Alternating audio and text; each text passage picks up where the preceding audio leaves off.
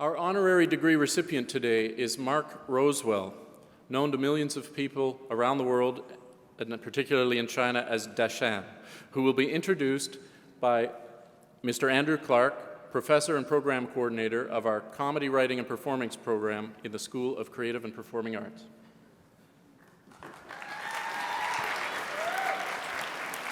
Yes, today's honorary Bachelor of Applied Studies degree is awarded to Mark Rowswell, Dashan, a comedian and media personality who's been called the most famous foreigner in China. I've known Mark since his days at Nepean High School in Ottawa, and it's fair to say that his irreverent sense of humor was always there.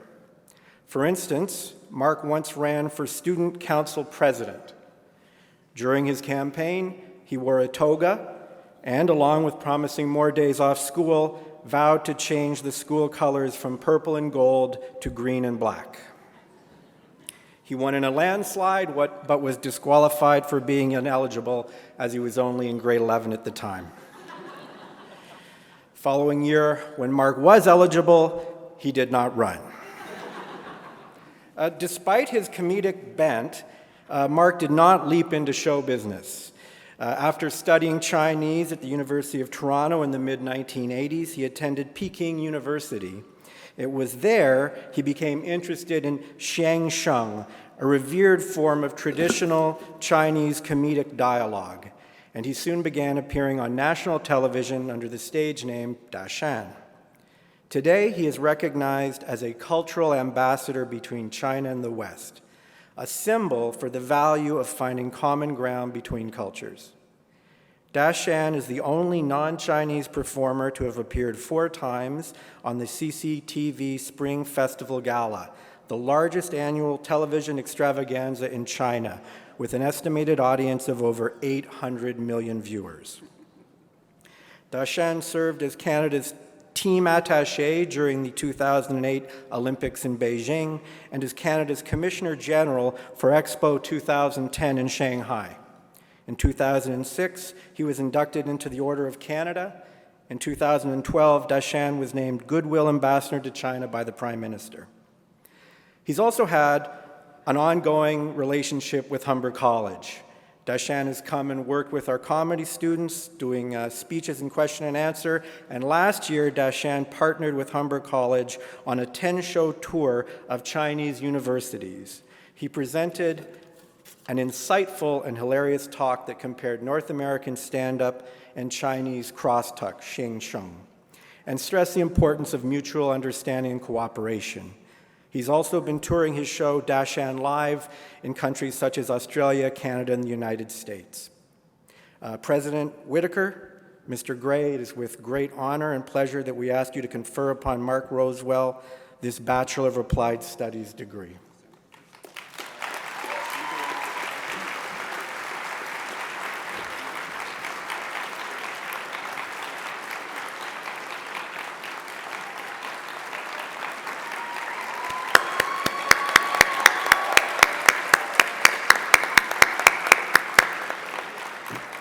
I'd now like to invite Mark Rowswell to address the class of 2018.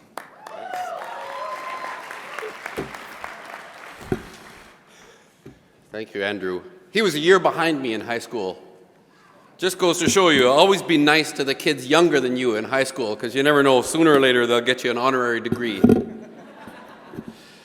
So, Board Chair Mr. Gray, President Whitaker, faculty and staff, graduates, family and friends, first, my sincere thanks for this tremendous honor. We have a very diverse group with us here today from 2 schools, I understand. Maybe I could just get a feel for the audience. Who's here representing the School of Community and Social Services? Let's make some noise. Okay, creative people, here's your chance. Who's here from the School of Creative and Performing Arts?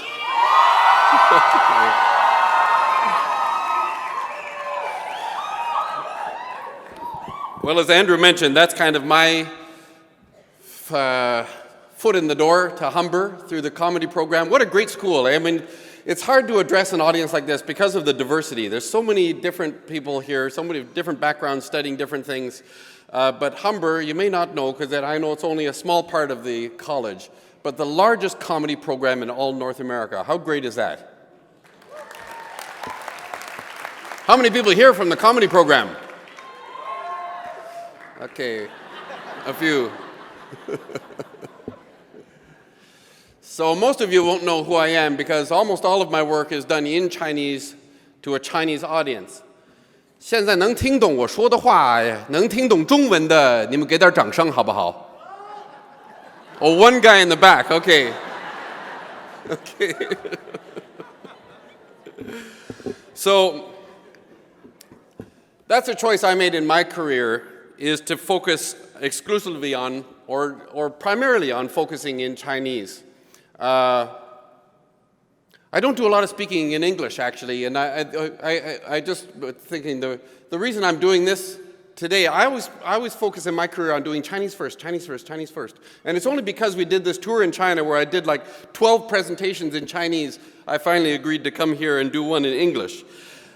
And that's been a choice for me in my career because I find the way we tend to learn about foreign cultures, if you ever notice, it's always someone from our own culture who goes abroad and then comes back and tells us what they saw, what they learned. We're always learning from our own people about foreign cultures. And I think that's probably the easiest way to work. That's the most natural, right? You go somewhere, you come back, you share it with your friends and family. That's the way we tend to learn about foreign cultures. And I made a decision early in my career that I was going to focus on not coming back and speaking English and performing or doing cultural work for my own audience, for an English-speaking audience, but to focus on working in Chinese so I can reach out and reach across the cultural barrier that way. Now maybe I'll just share a quick story with you. I did have one breakout moment. So I've been on Chinese TV, 800 million people watching the show and everything. I did have one breakout moment on American TV, but I just totally blew it.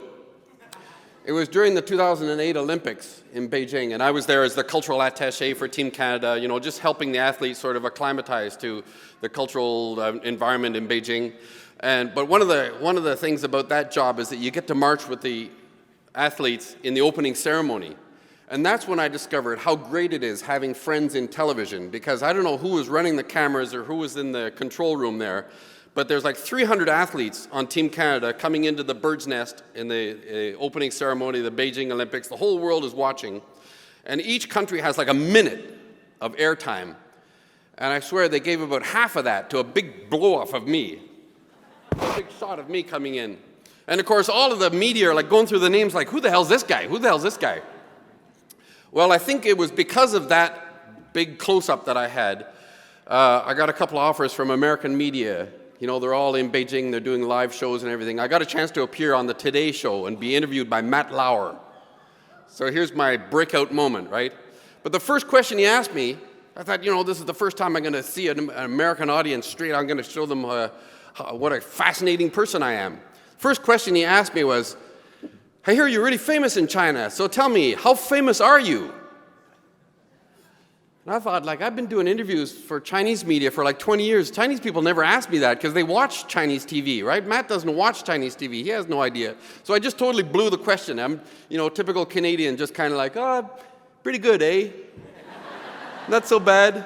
And I could see his face is really excited to meet this, enigmatic character, Dashan and everything. But he's, I just blew the answer and I could see his face kind of drop, who the hell is this guy?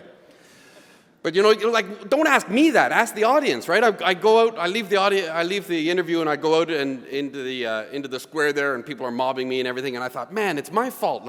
I got to prepare for an answer like that, for a question like that, right? I need to have a little pithy story that I can tell them. For somebody who doesn't know who I am, doesn't watch Chinese TV, I can sort of explain to them, the celebrity in China. I got to find a story like that. But I was really busy, working on the Olympics. Great, I'll figure that out later.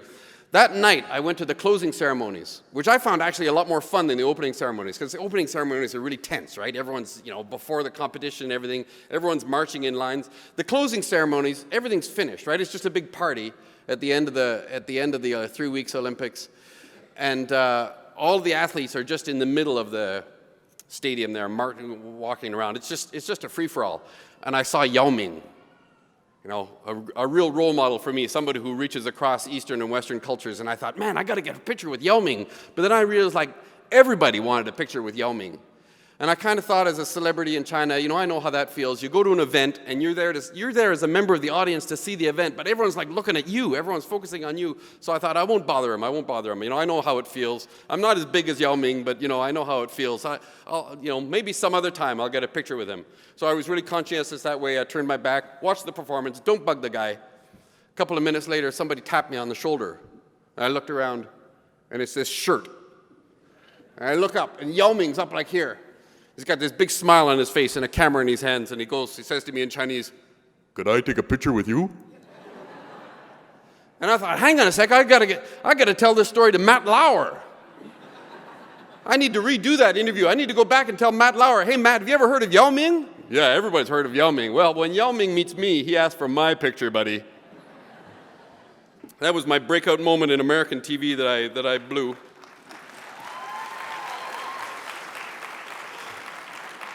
So just focus on the Chinese. That's my rule.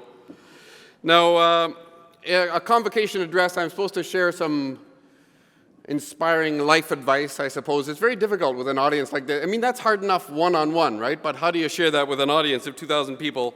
I thought I'd just focus on, it's 30 years, 50 years for Humber. Isn't that great? It's quite an honor to be here for the 50th anniversary. 30 years since my convocation, and sort of looking back and looking at my career, what I would pick to say, just picking one theme, I would just focus on the idea that progress really takes effort. I think sometimes we assume that the natural progression of history, that things are always getting better. It's just everything's getting better, it's getting better, it's getting better. Well, that's not necessarily the natural way things work. We have to work at it. We have to make an effort.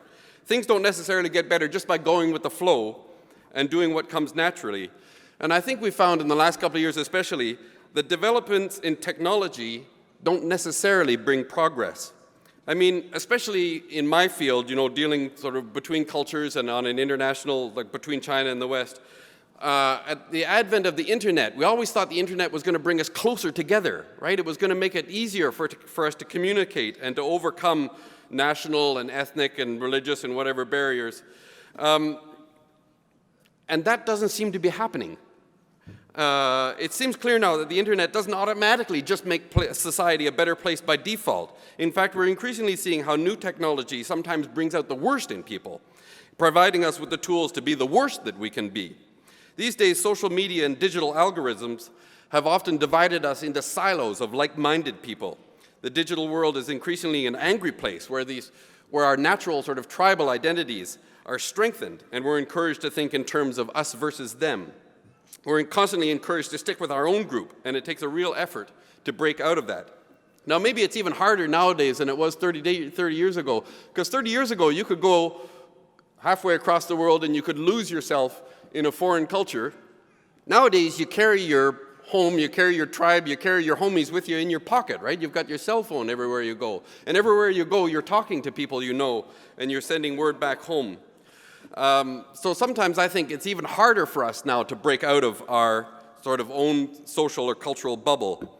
Another thing I found in the last 30 years working between cultures is that we're often forced into this black versus white kind of dichotomy. I mean, dealing between China and the West, we're often asked to talk about China and West like they're totally opposite, like there's no commonality between the two. I think when we work between cultures, we tend to focus on difference. It's all about cultural difference. Let's talk about the difference. What are the differences? We're always talking about difference, difference, difference. And it ends up creating the impression that there's nothing but difference, that there is no commonality, that they're just two polar extremes. I think the problem is that we almost never talk about cultural similarity, about commonality, about shared values, and human experiences that lie underneath the surface differences, which are often surface differences between cultures. When you work between cultures, I think the first thing you notice are the differences. Those are the most obvious and the most direct. But the deeper you go, the more you're struck by the similarities. Now, no matter how great the differences we always share much more in common. It just takes a little bit more time and effort to discover that commonality. So that's what I try to do in my comedy. It's not so much about accentuating the differences, exaggerating stereotypes for comedic effect. It's about breaking through that and trying to provide a new perspective, one that's more shaped by common experience between me, someone who's not Chinese, and my audience, which are all Chinese speakers, to find that commonality that we can laugh about together. So I would say, always be proud of your heritage, be proud of your culture, your identity, your tribe, but not to the exclusion of others. That pride should come from within. Your pride in self doesn't have to be in relation to anyone outside. It comes from within you. It doesn't have to be based in comparison or contrast. And recognize as well that we're all very complex. We have layers of identity. We all have layers of identity. We're not stereotypes. We all belong to multiple tribes that often overlap, and that there is always a deeper level of commonality between the differences, beneath the differences. So my advice to you would be to reach out. Don't retreat into your own comfortable insular group. As the world grows smaller through technology, reach out and make your world a bigger place. Continue to make your world grow and expand. Be proud of who you are.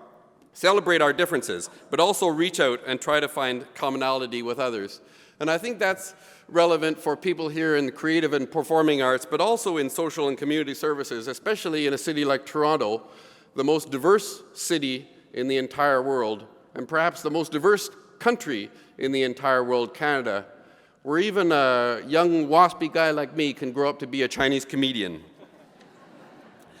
So I'd just say in conclusion, to look around you today, maybe not just where you're sitting, but in the reception afterwards and if you look around now, the people beside you are your friends or your family. They're your close relatives. But look a bit further. Look around the room. Look at the diversity in this room, in the crowd gathered here today. No matter what differences you have, you now are all members of the Humber community. These are your people. Now this is your tribe. Or at least this represents one layer of each of your own complex identities. You're all different people from when you first arrived here, and you share a common experience here that is a tie that you will share for the rest of your life. And I'm very pleased today to join that tribe as an honorary member of the Humber community. So congratulations for a job well done. Tonight is your night. Enjoy it. You earned it. I'll keep my speech here so we can get our degrees and get to the after party as quick as possible. Congratulations and good luck.